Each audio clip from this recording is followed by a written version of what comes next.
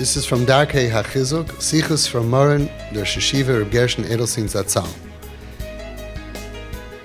He left over information that if we learn to live like this, it's doable and it can really, really help. It says over here, Rabbeinu Zatzal left behind the tzava for generations. All of his close Talmidim knew about the petek, the note, with the schuyas. When anyone needed a bracha or a yeshua, Rabbeinu immediately suggested that he strengthen himself in the matters on that list of schuyas. Sometimes he even told a person to continue with the schuyas even after the yeshua. These schuyas include the essence of the foundations and main principles mentioned in his sichos over the years. Last year during Adar, the participants of Agudas Yisrael of America's Yachei Kala paid Rabbeinu a visit in his home, where he spoke about the happiness and good fortune inherent in a life of Torah. And while he was in the middle of speaking, he stopped and he asked someone, please bring me my petek, the notes that he wrote for himself. And before he started reading it, he said, let's mention a few very important things l'maisa for someone who wants to be me'ushar. Let's mention some practical things for someone who wants to be, how do you say me'ushar? Huh? That is not a word. No. Me'ushar, fortunate, right? Me'ushar, satisfied. Me'ushar, fortunate, and to live a fortunate life where they're happy. This is what he said on that occasion, maybe a schus, a chizuk. May it encourage others to follow in his ways and to learn from his midas le'ilu nishmasei hatahira. And here we go. It's very short and it's very, very practical. This is a way for us to live a happy life, that we are going to be calm and happy. Let us mention a very few important practical matters for someone who wants to be me'ushar, happy and fortunate. That's how he starts. Number one, shmiras haloshen. Do not criticize others. There's a lot of things of shmiras haloshen, but this is the first thing that he mentions. This is what he says. Do not criticize others. And I think it's of course, all lashon hara is bad, and sinna, and all rechilos and everything. But the first step in our having a happy life, and it's so interesting, is not go for a massage every day, do something for yourself, spend, he's talking about, you want to be happy? Stop criticizing other people. And when you start thinking about this, how much negativity comes out of ourselves is unbelievable. It's like we ooze negativity. I heard somebody talking about somebody else, and the other guy said, why are you talking bad about a person? And the other guy froze, because he didn't even realize. He's just schmoozing. If it's not positive, if you're not complimenting other people, don't do it. Don't do it. Don't be a source of adding criticism in the world. There's enough of it. Number two, not only in speech, but also in one's heart.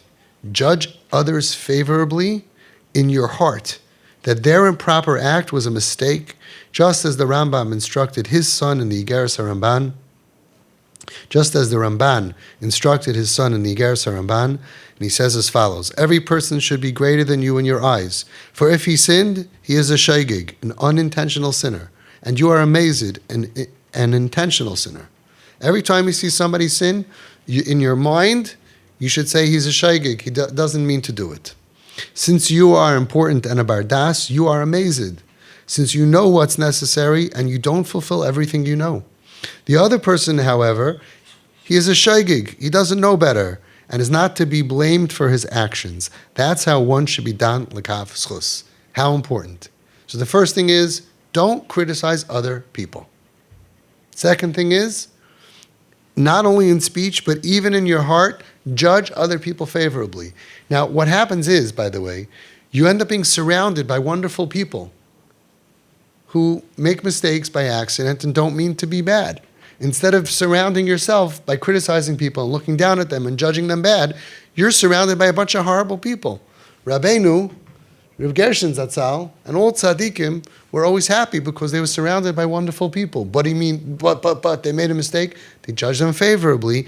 You end up having a nicer family. You end up having nicer friends. Your life is just better off. Number three, Don't be makbid on the other person. This is very hard. If someone caused me pain and I'm angry at him and I want to get back at him, this is a total mistake. After all, everything is in heaven's hands, and the pain that you got was decreed upon you from Shemayim.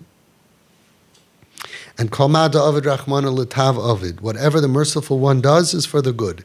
If so, min hashemayim, from Hashem, this is for my good.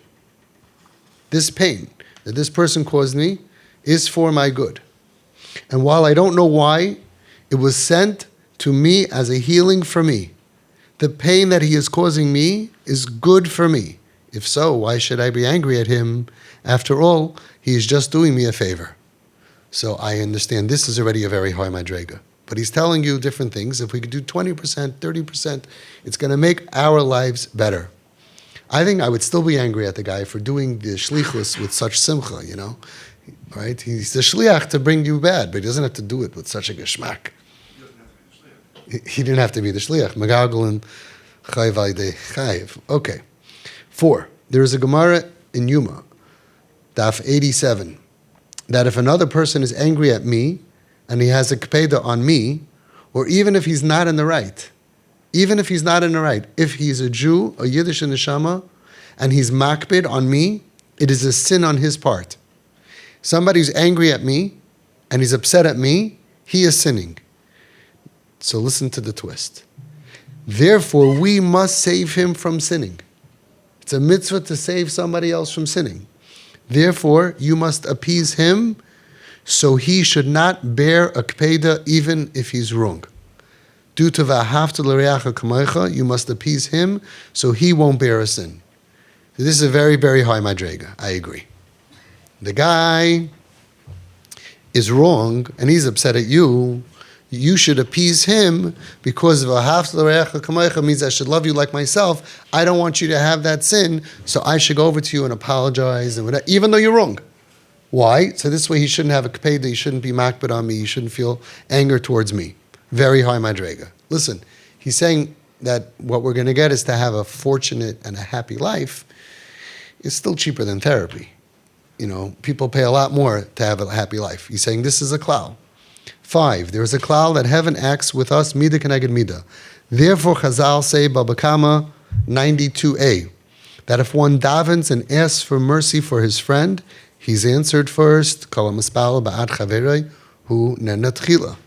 If a person needs a Yeshua and he davens and asks for mercy for another person to have a Yeshua, in this merit he himself will have a Yeshua, be saved. But this is dafka if he davens with his whole heart, if he has rachmanis on the other person, and that's why he's davening for him. In the schus of his rachmanis on the other person, heaven will have mercy on him. We can do that, right? You see other people in terrible situations, and you have mercy on them, and you cry for them, and you daven to Hashem that they should be saved, whatever they're going through. We can do that, right? We love them, we feel terrible for them, we cry out to Hashem for them, and not only is that a mitzvah and you're helping them, but mida keneged mida, you yourself are going to get helped. Number 6, the last one. It's also important to say a little Tehillim every day. A few prakim. Each person, according to his ability. 1 parak, or 2, or 3. He's not asking for a lot. Tehillim is a tefillah that David HaMelech davened, and is written that saying Tehillim is almost like Torah. The Medrash Tehillim says it's almost like learning Torah. These are 6 matters that provide a person with a good, happy, fortunate life as a Hashem. And we must also daven for all of Klal Yisrael. V'ahavta l'reacha kamocha, this was a theme of Reb Gershon Zatzal. V'ahavta l'reacha kamocha means you have to daven for Klal Yisrael. You have to have rachmanis on those poor people who don't know about Torah and mitzvahs. Those who are unintentional sinners, which he says everyone. I was by him and I asked him, how does Rosh Hashiva look at those kids who go off the derech? He said, anusim. Oynis. That's the way pure tzaddikim, they don't want to see bad. They don't want to criticize. They're not so excited. He's going to go to Gehenna and he should know better, and being angry at everybody. He had such a fortunate, happy life because all he saw is everybody's trying their best. Only individuals could be sometimes intentional sinners, but most people are unintentional sinners. We must have kavan and shmona esrei when we say, Hashivenu avinu l'sayresecha, return us to your Torah, that Shemayim should have mercy on all of Klal Yisrael to do tshuva. If a large tzibur davens for this, for all of Klal Yisrael, we would have already seen the Yeshua, and the tefillah would have helped, because the power of tefillah b'tzibur is tremendous, as it says, Hein kel kaber v'lo yemas. It's unbelievable. We should make a kinnis of everybody in Klal Yisrael should get together and call out to Hashem, Hashivenu avinu l'sayresecha. He brings down many times for siblings and for other people, even if you don't have the ability to be makarev. Well, why aren't you crying? You see somebody in your block that's suffering with a problem or a kid off the derech or whatever problem it is. Why don't you daven for them? Hashivenu avinu l'sayresecha. It's a lashon rabbim. Hashivenu avinu l'sayresecha. All of us, we have to daven for all of those that are not from. The main thing, lamaisa, he says, is to strengthen oneself in these matters. And how to do so?